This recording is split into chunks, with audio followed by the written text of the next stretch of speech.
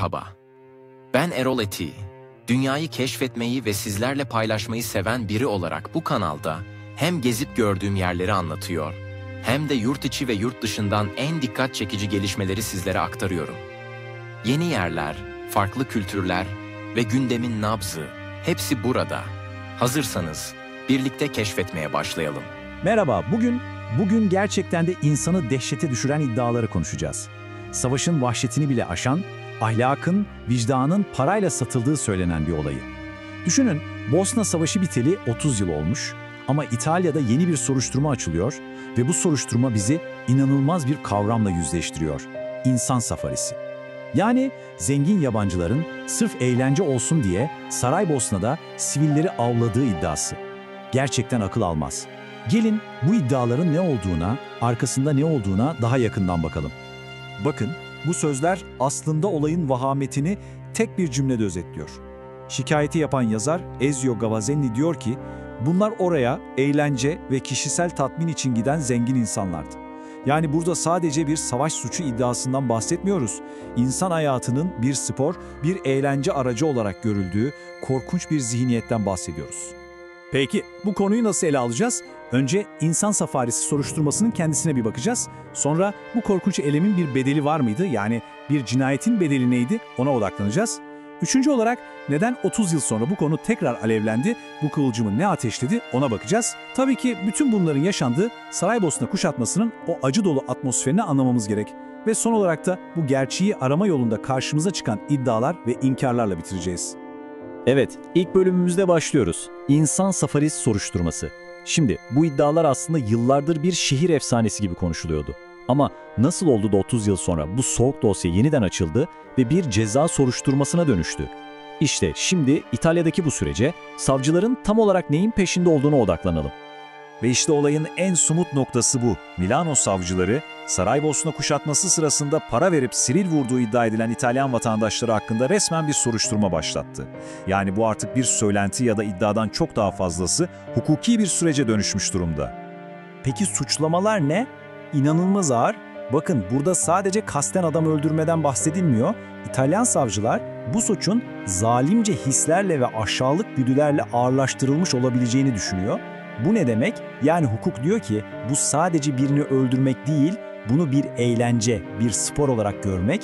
İşte bu suçu kat kat ağırlaştıran bir durum. Bu da bize soruşturmanın ne kadar ciddiye alındığını gösteriyor. Şimdi gelelim işin belki de en mide bulandırıcı kısmına, bir cinayetin bedeli. Yani bu savaş turistleri dedikleri kişiler ne için para ödüyorlardı? İddialara göre ortada sadece bir savaş suçu değil, resmen insan hayatına fiyat biçen korkunç bir pazar vardı. İşte bu kavramın adı keskin nişancı turizmi. Tam olarak ne anlama geliyor? Zengin yabancıların bir savaş bölgesine gidip sırf spor olsun, eğlence olsun diye sivilleri vurma fırsatı için oradaki askerlere para ödemesi. Yani bir insanın canını almayı zenginler için satın alınabilir bir adrenalin macerası olarak pazarlamak. İşte iddia bu. Peki bu deneyim için ne kadar ödüyorlardı? Rakamlar gerçekten akıl alır gibi değil. İddialara göre günümüz parasıyla 88 bin sterline varan ödemeler yapılmış.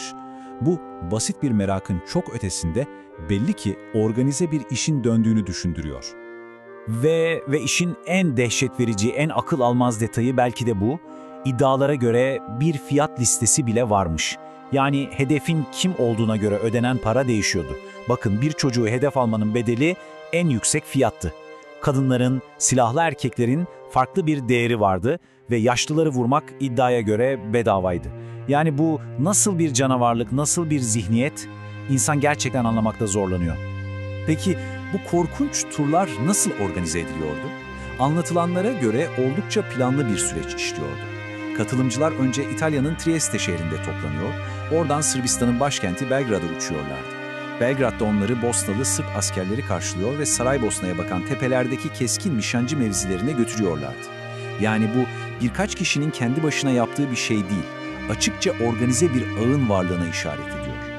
Peki en önemli sorulardan biri şu: madem böyle bir olay vardı, neden 30 yıl sonra gündeme geldi? Unutulmuş, üstü örtülmüş bu hikayeyi yeniden alevlendiren neydi? Gelin şimdi bu kıvılcımı ateşleyen sebeplere, yani bu işin peşini bırakmayan insanlara ve olaylara bakalım. Aslında her şeyin bir araya gelmesiyle oldu diyebiliriz. Bakın, önce yazar Ezio Gavazzani'nin hazırladığı 17 sayfalık detaylı bir şikayet var. Sonra eski Saraybosna Belediye Başkanı Benjamin Akaric'in İtalya'ya gönderdiği resmi bir rapor. Buna bir de 2022'de çekilen ve büyük ses getiren Saraybosna Safarisi belgeselini ekleyin ve tabii aralarında eski bir Bosnalı istihbarat ajanının da olduğu tanıkların ifadeleri. İşte bütün bunlar birleşince savcıların artık bu dosyayı görmezden gelmesi imkansız hale geldi. Yazar Gavazzani'nin şu sözleri olayın psikolojik boyutunu çok iyi anlatıyor. Diyor ki, Trieste'den bir insan avı için yola çıktılar ve sonra evlerine dönüp normal hayatlarına devam ettiler. Onları tanıyanların gözünde saygın insanlardı. Düşünebiliyor musunuz? Bir yanda hafta sonu insan avına çıkan bir canavar, diğer yanda hafta içi işinde gücünde ailesiyle yaşayan, toplumda saygın görülen bir kişi. Bu ikilem işin ahlaki çöküntüsünü daha da korkunç hale getiriyor. Şimdi bu akıl almaz iddiaları tam olarak anlayabilmek için her şeyin yaşandığı yere ve zamana gitmemiz gerekiyor. O sahneyi, o atmosferi anlamamız şart. Yani Saraybosna kuşatmasına. Çünkü insan safarisi gibi bir canavarlığın ne demek olduğunu ancak modern tarihin en uzun, en acımasız kuşatmalarından birinin yaşandığı o şehrin halini anlarsak kavrayabiliriz. Rakamlar gerçekten de kendi başına her şeyi anlatıyor. Düşünün, 1992'den 1996'ya kadar tam 4 yıl süren bir kuşatma.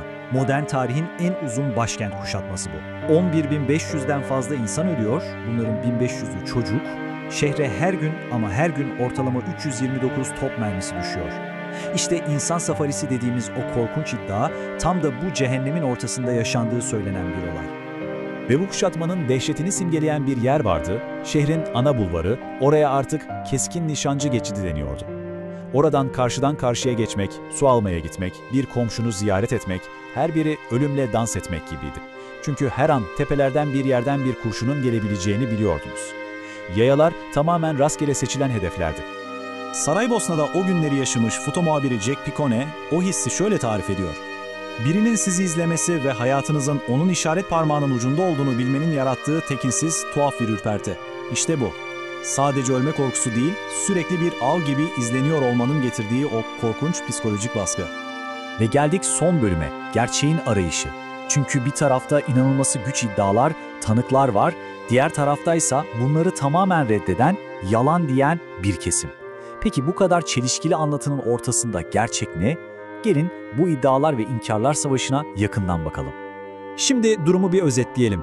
İddia tarafı diyor ki, aralarında İtalyanların da olduğu zengin yabancılar, Bosnalı Sırp güçlerine para ödeyip spor niyetine sivil vurdular. Buna kanıt olarak da tanık ifadelerini ve o belgeseli gösteriyorlar. Peki inkar eden taraf ne diyor? Başta Sırp Savaş Gazileri dernekleri olmak üzere bunun mutlak ve iğrenç bir yalan olduğunu söylüyorlar. Belgeselin Sırp Cumhuriyeti'ne ve savaşın Sırp kurbanlarına yapılmış bir hakaret olduğunu savunuyorlar ve organize bir keskin nişancı turizmine dair hiçbir kanıt olmadığını belirtiyorlar. Tabii burada hukuki olarak nerede durduğumuzu netleştirmek çok önemli. Milano'daki soruşturma henüz çok yeni, ön aşamada. Yani ortada henüz resmi olarak suçlanan, adı konmuş bir şüpheli yok. Bunların şimdilik kanıtlanmamış, soruşturma altındaki iddialar olduğunu unutmayalım. Ve bu anlatımı zihinlerde kalacak bir soruyla bitirelim.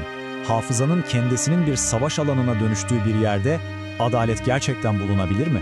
Üzerinden 30 yıl geçmiş, kanıtlar belki de yok olmuş, anılar silikleşmişken bu soruşturma sadece birkaç suçluyu bulma davası değil aslında.